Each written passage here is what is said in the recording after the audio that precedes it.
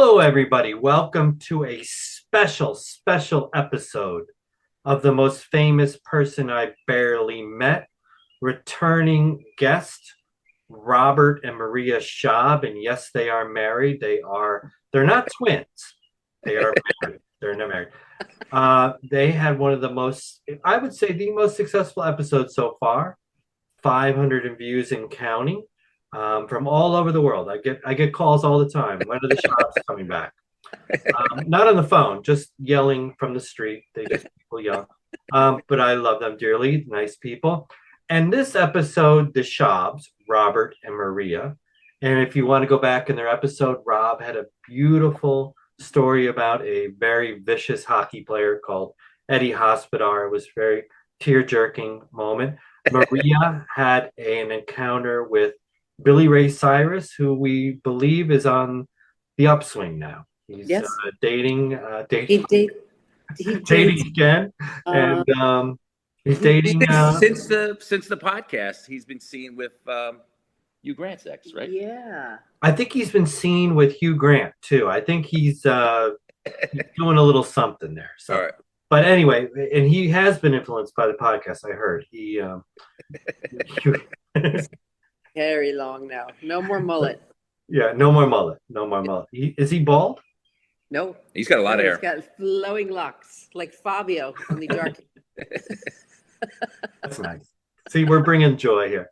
So that was a great episode. Go back and see it. So a friend of ours, a mutual friend of Bobby and I, we went to Villanova by the name of Brian O'Connor.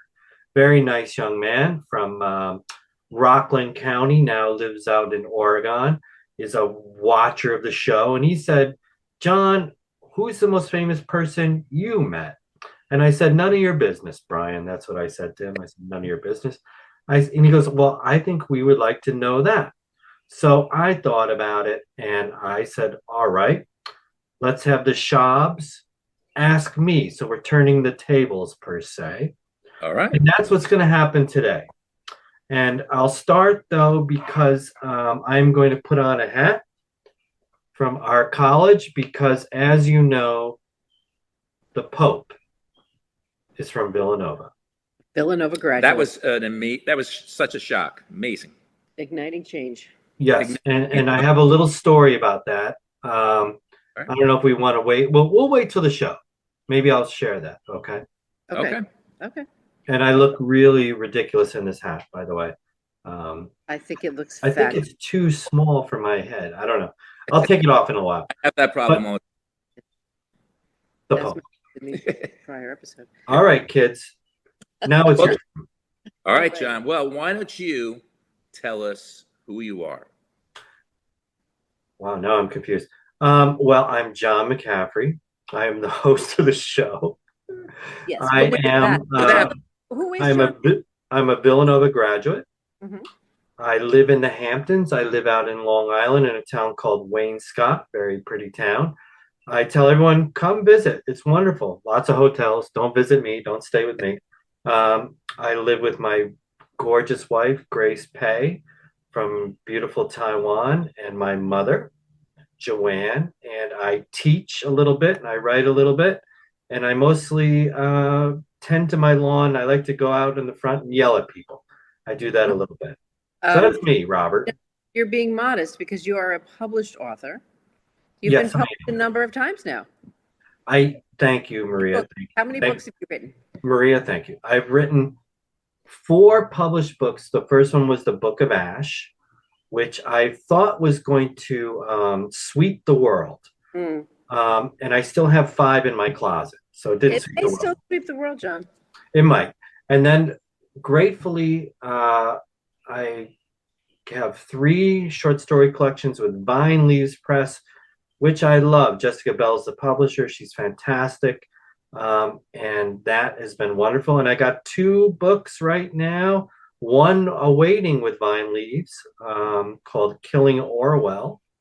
Okay. Which, as the title suggests, is about killing Orwell. And another one I'm not going to tell you. So I'm still working on it. So I write a little Killing bit. Orwell is going to be a novel. It is a novel. Yes, it is. It's a novel. And how far into this are you? Would you say I'm done with that. That one. That one now is sitting in their consideration file. That Okay. one. So, and I got a few more. I got a few more. So And I think you are also a playwright. Didn't you have I a am a playwright. I write with two people, a friend Mark Singer, who had a show episode here, and my First, great friend Jack Quantley and I. We just had a show called Scrooge the Relapse. We don't believe Scrooge would get better, Maria. We do not. We think he would turn miser again. And I have to agree with you, John. yes, we're very pessimistic, but there's a happy ending to it. There's a happy ending to it. So yeah, I do a little bit of that, a little bit of that, a little bit of that. You know, Maria, it takes a lot of money to keep the Lamborghinis going, I, the yachts. I know, John. I And you know. know, I have a very expensive cheese habit, you know, so I have to sell stuff. You know, That Tesla you truck. have some mouths to feed. You have, I believe, a cat named Magpie. I Bobby, you're a beautiful man. Robert is a beautiful man. I'm a big I believer. do have a cat called Magpie. We call her Mei Mei, which is Chinese Mandarin for big sister. And she's a big cat. She's kind of a heavy cat. She's a fat cat. And then I have two outdoor cats that I adore, Peach and Cream. Who, Awesome. and I always say it's very hard to love an outdoor cat. If we can we get serious for a minute? Yes, yes. Very hard to love an outdoor cat. Because they just Well, they're don't. on their own, Maria. They're on their own.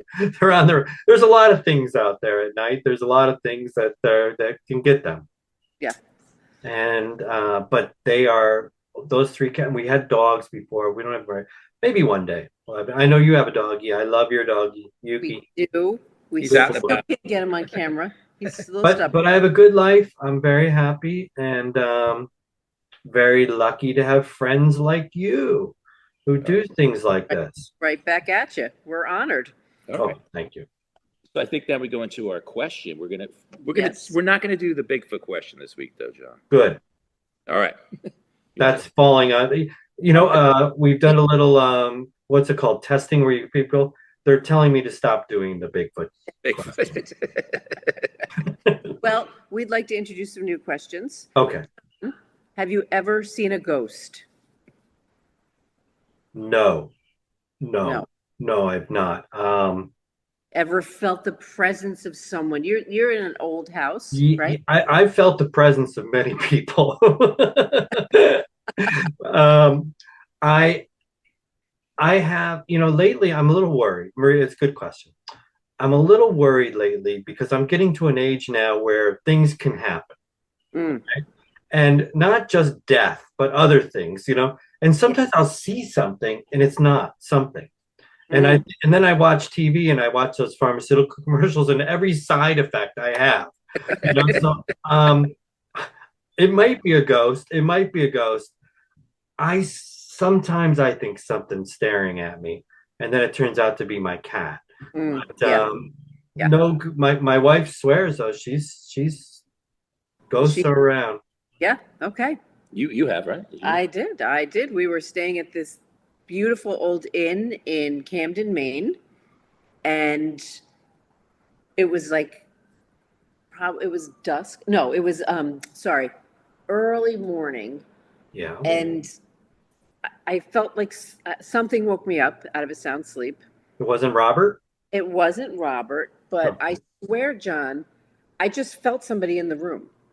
And when I opened my eyes, there was a woman sitting on the edge of our bed, and her back was to us, and she had on a black cape, and she turned and sort of Bob looked scared.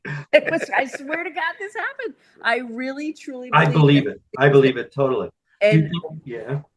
but I don't have more than that. I was like, I remember thinking, like, do I engage with her? Do I ask her a question? Now, But you didn't see like the chambermaid or the maid walking around with a cape, did you later? no, yeah, that's true. It could have been a scientific explanation. She attached herself to us. Yeah. And Bobby doesn't have a cape, does he? Actually, I do have a cape. Maria, he does. I bet she does. So what do you think? But I didn't have it then. I do have a cape now, though. Maria, who do you think it was? I don't know. I don't know. Somebody. This it is called the Norumbega. It's very old. Beautiful. Maybe it was a sailor's wife or I'm gonna tell you love this. interest. My wife says, and she knows, she said ghosts are in hotels. Mm. They're always in hotels. They're always in hotels and motels. This was the perfect setting for it, right? This was a Yeah. beautiful old inn. Except Motel 6. They don't go to that one for some Well, they're smart. Yeah. Okay. All right. Rob, your question Bye. for All right, John, we did bring up music in the first episode, having a big influence in my life and in yours. Yes. I'm going to ask you, what is either your favorite song or a song that had made an impact in your life, maybe? Wow, what a good question. No, because I always give Bobby credit. He's the one who got me into all the alternative music I love, Echo and all that. I'm gonna, I love that music. I love it. I know I was just listening to it. I was listening to Depeche Mode today at the gym. I walked 2 miles and I listened to Never Let Me Down Again. I love David Gahan. He comes out, he takes his shirt off, he looks so good and all that, like crazy.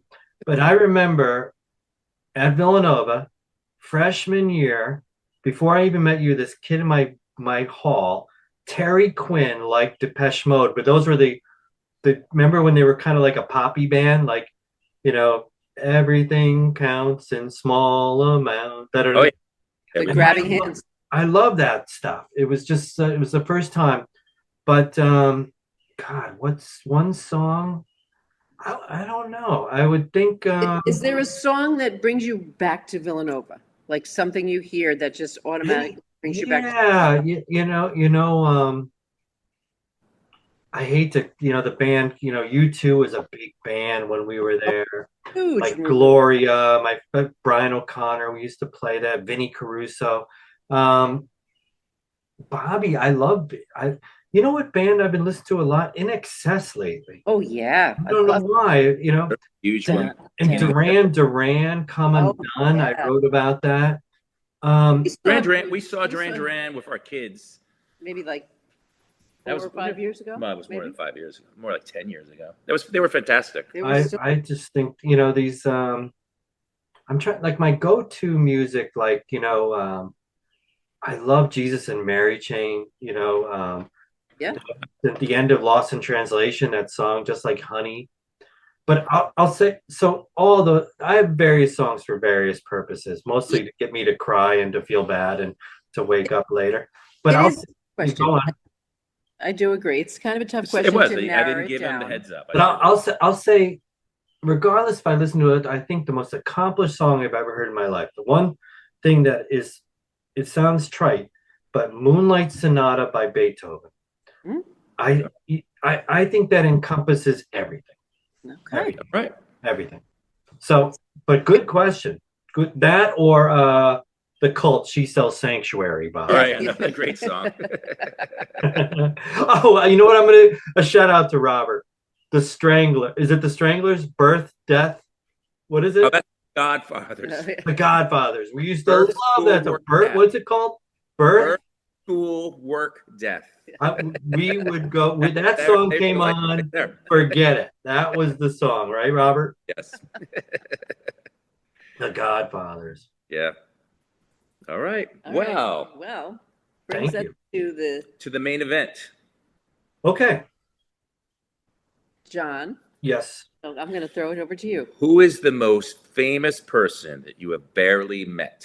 Well, thank you, Bobby. Thank you guys for this. So I'm going to start first with a story because I'm wearing the Villanova hat. And we do know now we have a Pope from Villanova. Mm-hmm. So I'm not sure if I met Pope Leo or not. But all I can say was my sophomore year at Villanova. No, I'm sorry, my junior year at Villanova. I was very upset because I had felt I had not aced a test and I was trying to get a 4.0. I was a very, very good student, very, very trustworthy student. And I think it was chemistry. And it was late at night. And there was other people, they were going out, they were talking about bars. It just wasn't my thing. And I remember going over and I said, I was feeling so anxious. I'll go pray. I'll go to church. And I walked over to the church, and I think Bob was walking by. He had just came out. And Bobby also, he was a very, very devout person. And I think Bobby said, I'll see you later back at the door. Probably rolled by, or you probably tripped on him. But no, he was a very devout young man. I think Bobby said we were gonna do the rosary later together. I know that was a big part of your college experience. Yes, we were very, very. So I went in and I prayed a lot, but it didn't really help. I was still so anxious. I got to get this good grade. And I sat outside, and this young man walked by, and he sat down next to me, very reflective, a little older than me. And we started chatting. And I said, well, he said, well, I did graduate from Villanova. I graduated, a few years before. And he asked me, he goes, you look troubled. And I said, well, I don't know my grade point average. Really worried. And he said, I was worried too when I was at school. And I had a rather tough decision to become a priest or not, but I've become it. And so I've just sort of like worked with it. And, maybe I sound crazy, but I think one day I want to go all the way. I want to be a pope. And I go, oh my God. And then he was so forthcoming. I came forward. I told him all about my childhood and my everything and my ambitions and my dreams. And you too wanted to be pope? I did. No, I was thinking more like I wanted to play for a band, the Popes, but I don't know. but I poured it all out. Okay. And he finally said, he stood up and he said in Latin, decideti, which I heard later means stay away. I don't know if that's the Pope or not. Could very but well. It turned me. And then when I went back, Robert was drinking a beer. It was very scary. I didn't know what he was doing. I said, what is that? It was probably his first beer. It was a Pabst Blue Ribbon. And I said, can I try? Okay. All right. So I'll take off the hat for that.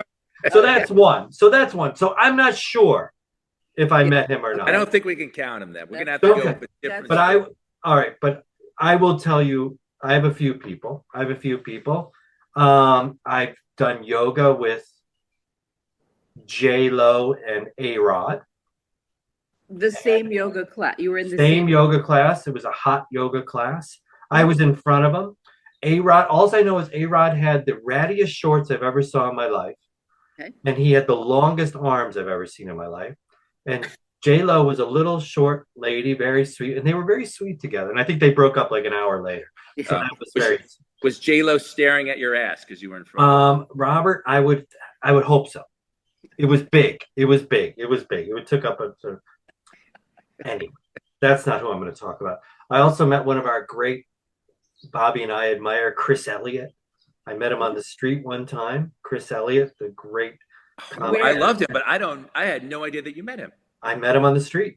I have made a rule that if I see a famous person, I go right up to him. And you did go. What did you say to Chris?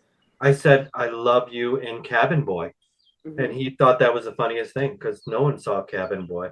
Right? I have a cousin that worked on that movie. So I met Will Chamberlain one time. Thing about Will Chamberlain, he had the longest. He was wearing sandals. I never seen toes that long in my life. Scared me. To this day, I wake up screaming. But the person. All right. So here's what I'm going to tell you. So I have a great friend, Scott Kennedy. Bobby knows him. Scott. I grew up with him out here in Long Island, and Scott was a really cool dude. Very cool. He's even cooler now.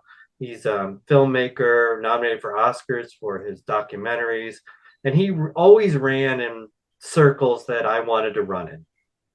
All right. So I met him. I was like 15, 16 out here in the Hamptons. We used to come here for the summer, and Scott was clued into the crew. I was not. Mm-hmm. He went to the parties. I didn't, but he was my friend. And I had already been accepted into Villanova's 1983, summer of 83. And I was just a complete basket case of a person, skinny and whatever. And I think I was in love with a girl out here. I don't think she knew it, but I don't know. There was a lot of things going on. Okay. And Scott says, I'm invited to a party. Come with me. The police are going to be there. And this is not a bad joke. I was like, why? What's going on there? You know what I mean? He goes, no, the band, the Police. I go, I never heard. He goes, you never heard of the Police? I go, no, You I don't know. He goes, Sting. I go, I don't know. I don't know anything. I hadn't met Bobby yet. I didn't know anything. So he goes, you got to come. All right. So we go to this thing, this beautiful Hampton place, outdoors, wonderful. And they had a big buffet line. I'm in the line, and Scott goes, there's Sting. That's Sting. And I go, I don't know what the hell Sting is, whatever. And he had orange hair and an orange jumpsuit. Oh, nice. And I think it was because I heard he was in Dune. He was just coming off, he played that movie Dune or whatever the heck. He was in Dune. You're right, yeah. So I kind of right next to him, he was getting, I think it was baked ziti. Sting was putting baked ziti on his, and all I could remember was the color of the baked ziti matched his hair. And he handed me the spoon after. And Really? I said, I knew he was somebody, but I didn't know who he was. Wow. So then later there was the drummer, the little short drummer, Andy. Stuart Copeland. Oh no, the drummer was tall. Yeah, the other guy, Andy Summer. Yeah, so I met him. They're all there. They're just very nice, whatever. And that was sort of it. And then after I go back home, go to Villanova, and I was really upset about going to college. I had chosen Villanova. I'd never been there, never visited. They let me in at the last minute, and I was really, I'd not been away from my parents too much. My dad and mom dropped me off. It's very emotional. You know what I mean? I'm like, I made a big mistake. I should have stayed in Rochester. But you were, it was scary. Terrifying. It was scary getting dropped off to college. Yeah. So I had what's the thing where you put the tapes in, the old, whatever that thing is. Oh, Walkman? The boombox kind of thing. Oh, the boombox, yeah, okay. Yeah. And I had, because I met the Police and all that, I had bought their album that time, the Synchronicity. Synchronicity, yeah. And I remember put the King of Pain on. Remember that song, The King of Pain? Yeah. And I played it like 10 times in a row in my little dorm room at Villanova at Core Hall. No one had come yet, Bobby. It was like 900 degrees in there. I'm like, this is the worst thing of my life. Then all of a sudden, this is a true story. I heard a basketball dribbling outside my dorm room. And I love basketball. And I went outside and I fouled the ball. This guy went outside, went behind Core Hall, and there was all these courts, outdoor courts. Oh, that's where you used to do the Alley Cat tournament. Yeah, and so I get into a game, and oh my God, these guys were so good. And I knew right away that, especially these two guys, I knew they were like something special. And one guy on my team made a pass I'll never forget. It's the most amazing pass I've ever seen in my life. And then after the game, I'm talking to him, and I said, oh, man, that was a heck of a pass. And he goes, oh, thank you. I go, I'm John. He goes, yeah, I'm Harold. It was Harold Jensen.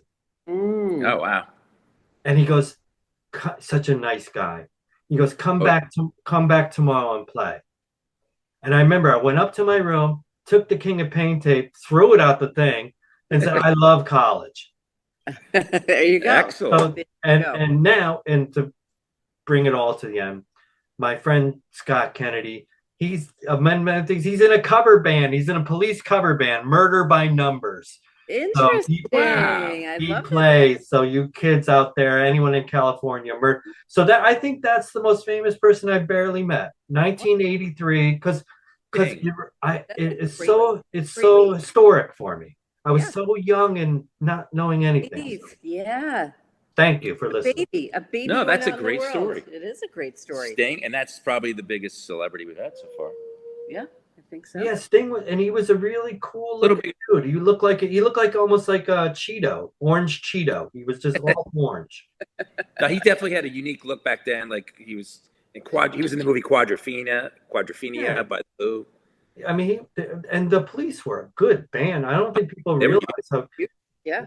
Ghost in the Machine and Murder by Numbers. The first big concert I went to was at the Giant Stadium. It was the Ghost in the Machine tour by the Police. Were they headlining? They were the headliners, yeah. And I think the openers may have been like, oh man, I think it was a reggae band. I can't remember who it was. I love that song, Material World, and all that. And And then he went off on his own. He did that. What's that one that they played at all the weddings? If you love someone, set them free or whatever the heck. No. Free. Every breath you take. Yes. Yep. Which is like a stalking song. It is a stalking song. It certainly is. No, that was still on the same Police album. I think it's the one you were. Every breath you take.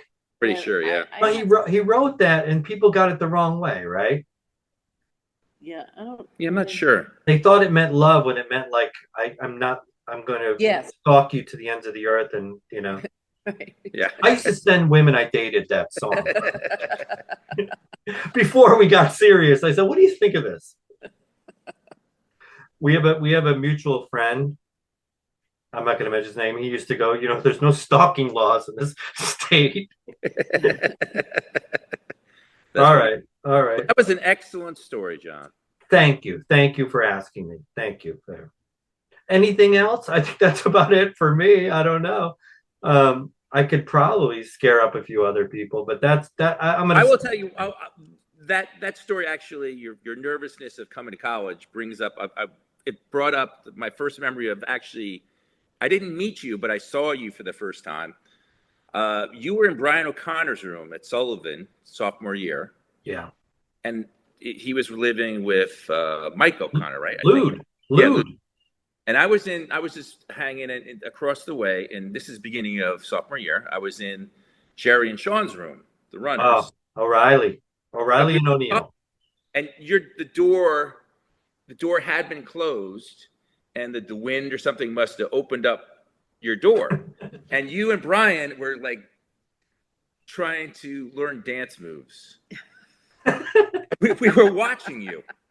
And we were very good. Bobby, we were practicing for a competition, Sir Brian. Very good, John. Very good dancer. I'm sure you still are.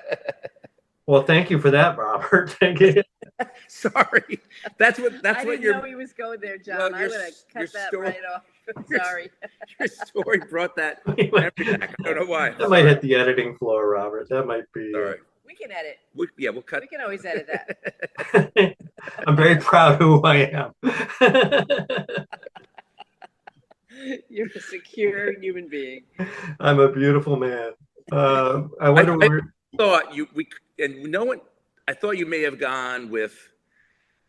When it's so funny when we went to Villanova, like one famous person that hasn't come up yet, that was always we used to go to Friendly's Mug Night down in Ardmore or whatever that was, right? And it was like $5 or $6 for a mug. And it was like every Tuesday and Thursday. And I know that I was there every Tuesday and Thursday, I believe. I don't think I missed it. Studying, right. But I remember not more, I mean, he was there often, was Charles Barkley. Oh, yeah. Right? Yeah, Barkley was there. That's right. He's at a college bar I don't understand why he's at a college bar trying to fight kids for. He was very interested in academics. That's what I heard. He was very. But I thought he might come up in these podcasts because Julius Erving, my friend Frank Corzelli. That's for another day. We'll talk about his encounter with Julius Erving at the Wendy's. That was a very sordid affair. Okay. Yeah, I remember that story. I think he should be booked for a future guest. My people are talking to his people. He's very hard to get to. He's very hard to get to. You'll nail that down. I'll nail that down. Well, thank you, kids. You're very fun people. All right, John. And we've learned a lot today, haven't we? Yes, we certainly have. We've learned that I was a great dancer. One of your many. I may have met the Pope. May or may not. We're not sure. And you met Sting. That's amazing. I met Sting. That's really amazing. And A-Rod. I know. That was really something. I was really. Were the people in the class like freaking out that they were there? They came in late. It was like kind of like all of a sudden like you couldn't really know what was going on. They came in late and they got in there, but you're like, it's a hot room. You know what I mean? And I just realized she was very protective of him. That's all I know. Especially when I tried to tackle him. She's very protective of him. After I went after him, she was, and vice versa. When I tried to tackle her, he didn't seem to like. I'm sure he didn't care for that as well. Yeah. I always thought that she belonged with Affleck. That's all. That's what I'm saying. Bobby, so many have. So many. The only person who doesn't believe that? Affleck. Yeah. He's happy as hell. All right, Maria, anything from you? Anything left in the tank to share? No, I wish I did. I just want to show you our cute dog. But Let's see Yuki. Come here. Let's see if we can get him on camera. Oh, there he is. Yuki. Oh, he's so sweet. That's a good-looking dog. That's a good doggy. Well, thank you, Schaabs.